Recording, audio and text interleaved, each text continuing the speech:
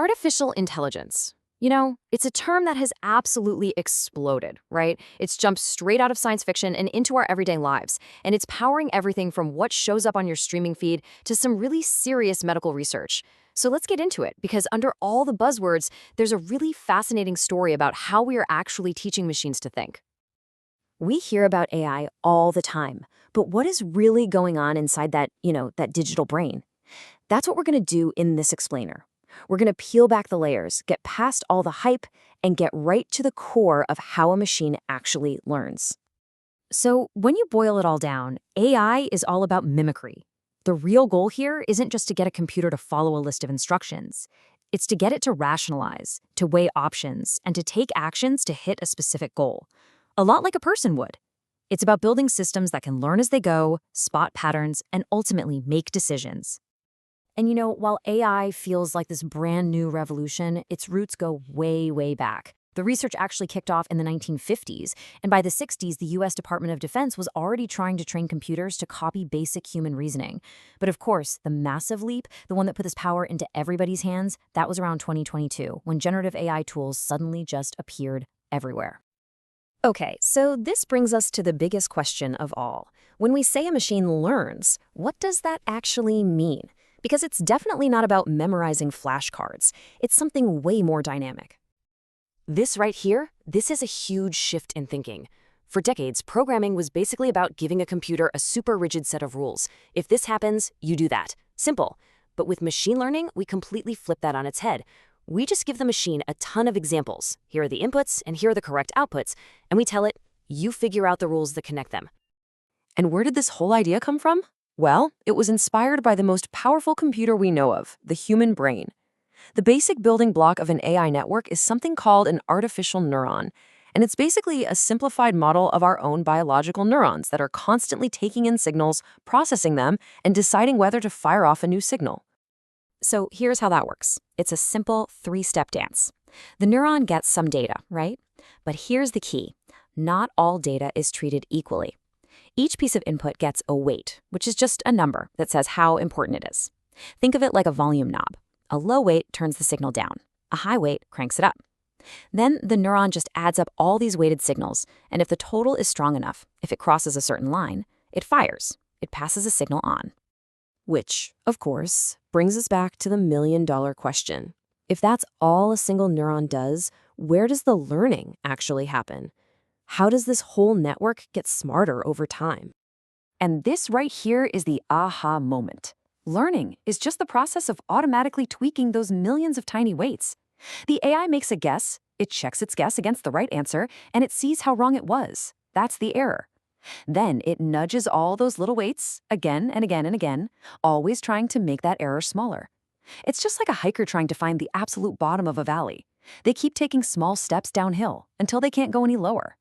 That lowest point, that's the smallest possible error. That's the goal.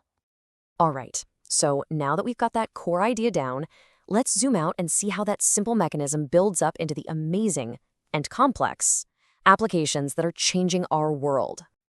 Generally speaking, the AI we deal with falls into two big buckets. Most of what we have right now is what we call narrow AI. It's incredibly good at one specific thing, like understanding your voice commands or destroying you at chess. General AI, that's the next frontier. We're talking about systems built for complex, human-like tasks in unpredictable places, like, driving a car through a busy city. And the impact is already huge. On the left here, you can see how AI is being used in healthcare to look at medical scans and help spot diseases, often with incredible accuracy.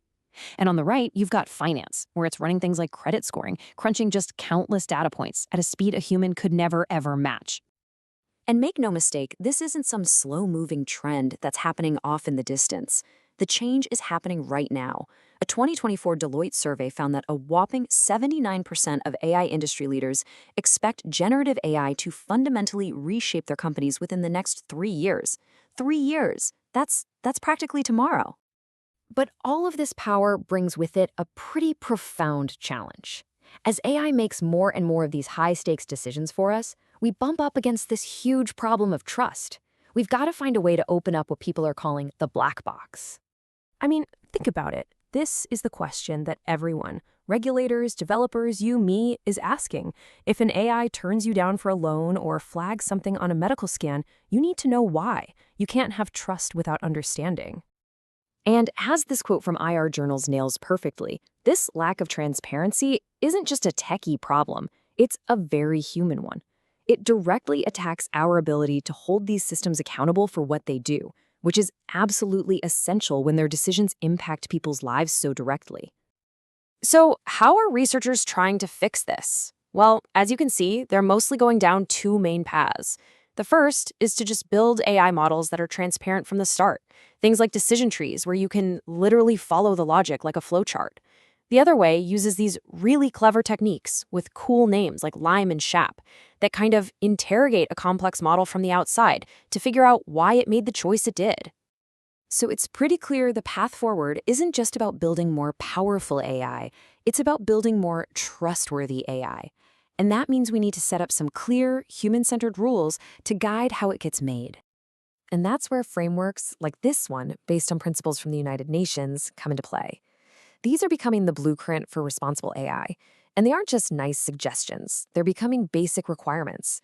Things like making sure a human is always in the loop, demanding transparency, and actively fighting against bias. These are all essential if we're going to build an AI future we can all actually live with and trust. And that really leaves us with the ultimate question, doesn't it? At the end of the day, this technology is a mirror. It learns from the mountains of human-generated data we feed it, all our writing, our art, our history, our conversations. So the greatest challenge we face isn't just a technical one, it's a deeply human one. Making sure that as we build these digital brains, we're teaching them to reflect the very best parts of us.